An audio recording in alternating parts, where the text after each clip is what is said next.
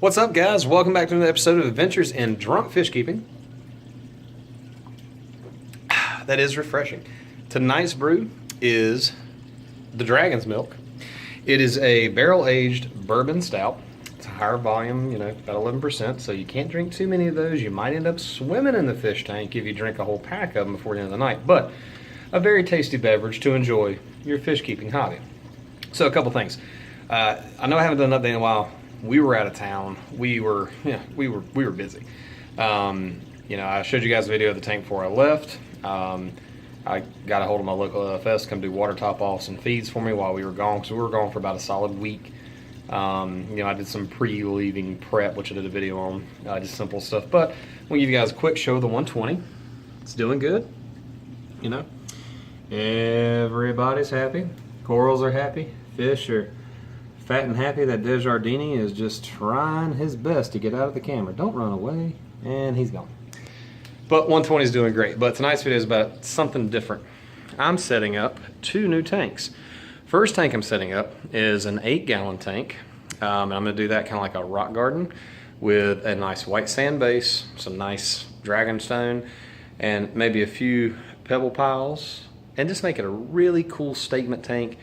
1 or 2 really cool freshwater fish, small freshwater fish, maybe a good beta, because betas are always pretty, and good color with small size.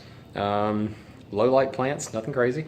And then I'm going to be doing another planted tank, and this is actually JBJ makes a tank, and it is a 10-gallon long, so it is 23 inches long, 10 inches deep, 10 inches tall, and this is meant to be a desktop reef tank, but I'm going to turn it into a planted tank, and that one's going to be black, good black soil on bottom with a white sand top, and that one's going to be more heavily planted because it's going to have a much better light on it. And I'm going to show you guys the 8-gallon I picked up, but I'm going to show you guys my girl's Fluval M90, because this guy right here is doing good, and she's been working hard on this tank. She's been really doubling down on a lot of things because she was having a bit of an algae problem. That's why I haven't showed this tank in a while, because she's running into an algae problem, which a lot of people run into. But she's worked really hard on, cleanings and keeping, the water changes super duper good, keeping the dosing correct, and in return, she has a gorgeous reef tank. Huge mushroom, weeping willow is getting huge, she's got a rose bubble tip, some Polson zinnia, we got our clowns, we have got a cool little selection of nano tank fish, and there is some GSP on the back wall we mounted. But this tank is doing great. Now, she's going to end up packing this thing full of corals. Now, the one thing we will change because of that is this prime. Now, the prime's not a bad light, and I do like this Hydra Prime, and I will probably end up keeping it to use on another tank at some point, or use it for a sump, or sell it, who knows. But I'm probably going to keep this because it is a good light. But it doesn't get the spread that we need for the length of this tank. So probably I'm doing a Hydra 26 on this to give it the spread it needs, and birthdays are coming up, so. But that tank's going to be coming along quite good. Now I'm going to show you guys the tank I just picked up. This is the Pico tank, and this is cube. Nothing crazy. It's rimless. It's from a brand I've never heard of called Island. I picked this thing up from somebody. It was a new tank. It wasn't in the box, but never had water put in it, and you could tell because everything was like clean and all in the box except the tank.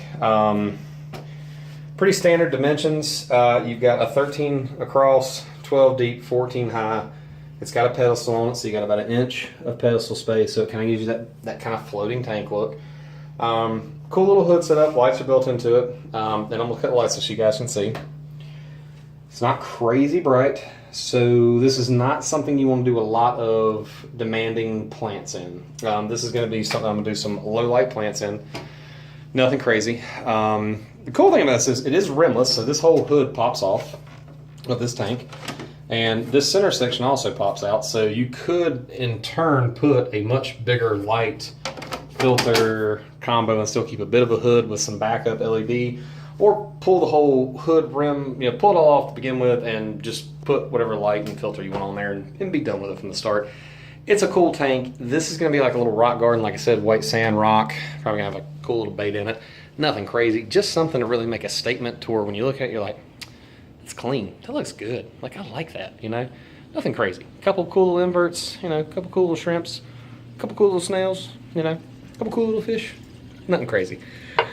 I'm probably gonna end up, actually, my girl's never done a freshwater tank, so I'm probably gonna let her pick the fish out for it, you know? Like, just let her pick a cool little beta, pick some tetras, maybe a nice little, well, not gourami, we're gonna do a beta, but, oh, by the way, don't mix betas and gouramis. I tried that before. Dwarf gouramis and betas, they don't get along too well, because they are kind of from the same species, so they will fight each other. And normally the gouramis win, believe it or not. The beta doesn't do too well against dwarf gouramis. I found out the hard way putting 2 in my Fluval Flex. I had a 2 dwarf honey gourami and a beta, and that beta got his butt kicked a lot. But yeah, pick out some cool stuff in that. Like I said, nothing too demanding. It's going to be a statement tank. When people look at it, they're going to be like, ooh, that looks good. I'm going to do the JBJ 10 gallon. That's going to be one that's going to have like driftwood. It's going to be Planet Heavy, topsoil on the bottom, white sand, a couple different, you know, nano fish species. I really want that to be an aquaculture tank where people look at it and they're like, wow, that thing is trimmed. And that is a good looking tank. But I want the little 8 gallon cube to be like a bam. You know, people just look at it and go, well, that's a sharp tank. I want to get me a tank. That looks sharp. Yeah, but kind of the point of the video is showing you guys a new tank. And the one thing I forgot to mention is why I've got water in that tank is because I do a water test. No matter new, old, shipped, brand new in the box, or bought it used, I always water test tank for at least 24 hours before I put anything in it. Because if the seal's broke, and it can be fixed, that's the time you silicone it. You just dump tap water out of it, dry it out, silicone it, let it sit. If you don't, and you put everything in there and get it ready to cycle, and then it leaks, it's a pain in the butt. It's much easier to do a water test. Now, much easier to do a water test on a small tank than it is a big tank, but I would recommend doing water tests on the tank and just making sure they hold before you ever put a fish in it. That's where patience comes in the hobby. If you watch my older videos, I didn't have a lot of patience in the beginning, and I kind of made some rushed mistakes, and they've cost me. They've cost me fish, which I'm not happy about, because, you know, these are fish that I buy because I enjoy them and want them to have a good quality of life, so I'm kind of not happy with myself about that. But at the same time, you know, it's like, it's frustrating because you get excited about the hobby, and then you're like, ugh, you know, more dead fish. So always water test tank. Make sure your tank's right before you put anything in it, and then you can build off that. And just, you know, take your time. Like this tank, best case scenario, we'll be putting sand in it and rock in it like Tuesday night, and then it's gonna cycle for like 2 weeks while I put seed in it. And once I do the water test and everything's good, then I'll put some fish in there. But it's gonna be like 2 weeks, so that tank's gonna just kind of sit and look pretty with nothing in it. But I'd much rather have a healthy tank than a rush tank that I end up killing my fish in, because that's no fun either in the hobby. But, you know, hopefully people who've watched this channel from like the get-go, where I made a lot of the dumb rookie mistakes, they're getting into the hobby now, or they've been in the hobby, they're taking a lot of the information I'm giving you, or, you know, seeing what I'm doing and going, okay, all right, I see where he messed up, or I see what he's telling me. That could be a real problem, so I'm not going to do that, or I'm going to go slower with it than I was. And hopefully some of what I've done will help, you know, future or current hobbyists, you know, kind of, you know, help themselves and make sure they don't make, you know, rookie mistakes like I did. But hopefully some of these videos will get some people wanting to have a tank, because it's a fun hobby. I mean, it's one of the funnest hobbies I can have, and it's really one of the funnest hobbies you can do, because it's not only one, it's an art statement in your house. It's awesome to look at. It's very relaxing, and two, it's something cool to do. Like, you know, my girl got into the hobby.